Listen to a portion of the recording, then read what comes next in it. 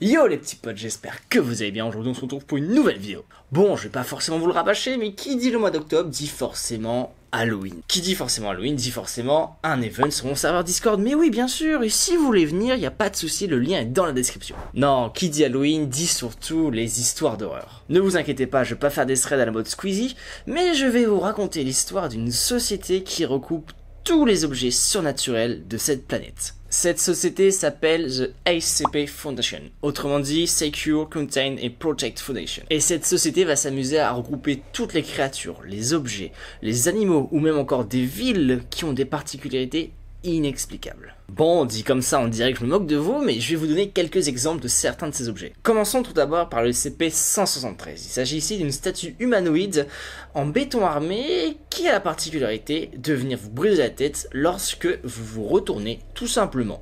Il est dit dans les écrits, à vrai dire, qu'elle peut courir plusieurs mètres en un clin d'œil. Autant vous dire que j'ai pas envie de me retrouver dans le noir avec elle. Ensuite, il y a le SCP-3008 qui est tout simplement un magasin Ikea. Ouais, c'est pas original, mais la particularité c'est que lorsque vous entrez dedans, les rayons s'étendent à l'infini et il vous est impossible d'en ressortir. Et le soir venu, les SCP-3008-2, qui sont des employés, vont venir tout simplement vous attaquer.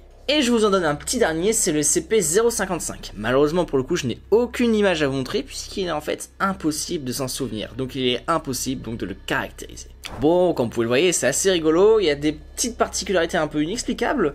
Et en fait, ce que vous avez pu remarquer aussi, c'est qu'il y a un degré de dangerosité qui est complètement différent de l'un à l'autre. Mais alors une grande question, c'est comment les SCP ont-ils été trouvés et regroupés dans cette fondation ? Tous les SCP que je vous ai montrés et ceux qui existent aussi à côté sont en réalité des histoires imaginées, écrites et jugées par toute une communauté. L'histoire nous ramène en 2007 sur le site 4chan.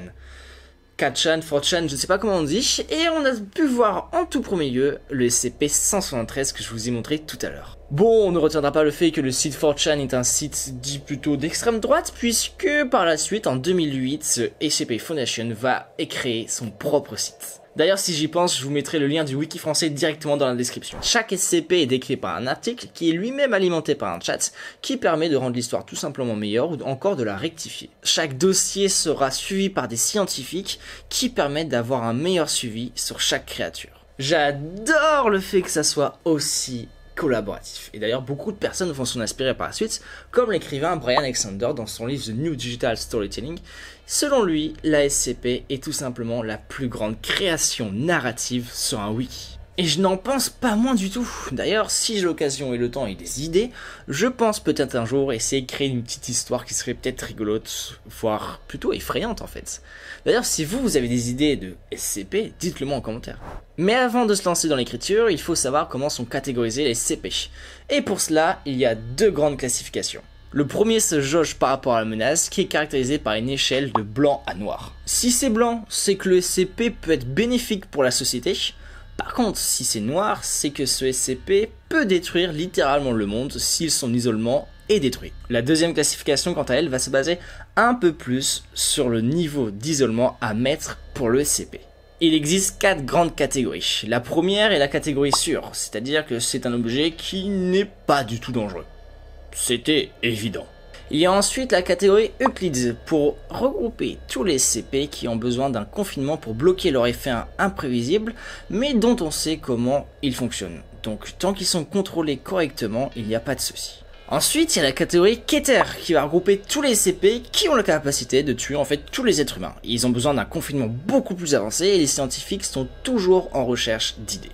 Et enfin, il y a la catégorie Thomiel qui va regrouper des SCP un peu plus différents. Eux vont être utilisés pour contrer les effets néfastes des autres SCP en classe Euclide et Keter.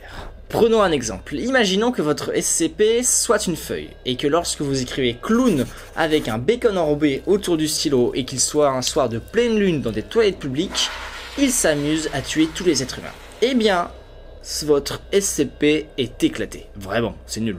Mais du coup, votre SCP va être dans la catégorie sûre puisqu'il est très peu probable de le faire, mais en même temps, puisqu'il est dangereux, il va aussi se retrouver dans la catégorie noire. Bref, du coup, avant de créer votre propre SCP, il faut donc savoir dans quelle classe vous voulez la catégoriser. Et pour cela, il existe un test, le test de la boîte. Le nom est pas fou, mais la technique est incroyable. Donc si vous mettez votre SCP dans une boîte et qu'il ne veut pas s'en aller, il est de catégorie sûre. Par contre, s'il veut s'en aller et que vous êtes obligé de mettre des chaînes ou des cadenas, il est de catégorie Euclide. Si le cadenas et les chaînes ne sont pas suffisants, il est de catégorie Keter. Et si votre SCP est en fait la boîte, il est de catégorie donc de Thaumiel. Bon, il existe d'autres tests à côté de ça, mais elles sont moins éthiques puisqu'elles utilisent des êtres humains directement à qui nous avons lobotomisé le cerveau et créé une réalité alternative. Donc si ça se trouve, la vidéo que vous êtes en train de regarder n'existe pas et c'est juste une réalité qu'on vous fait croire. Bon, en vrai, ce test n'existe pas, mais néanmoins, ils utilisent quand même des êtres humains. Et en général, ce sont des condamnés à mort à qui on a proposé d'essayer les tests. Et s'ils survivaient pendant un mois, j'ai bien dit survivaient, eh bien, ils étaient libres. Après, personne n'est sorti de la fondation. Je dis ça, je ne dis rien. Hein. Maintenant que vous avez toutes les informations, vous allez pouvoir douter de tout ce qu'il y a autour de vous. Tout peut devenir, dans ces cas-là, très dangereux. Regardez cette magnifique chaise. Je ne demande pas de juger, je demande de regarder. Imaginez qu'en fait, lorsque j'appuie sur le téton, je... Non, je déconne, je suis là. Les joies du montage.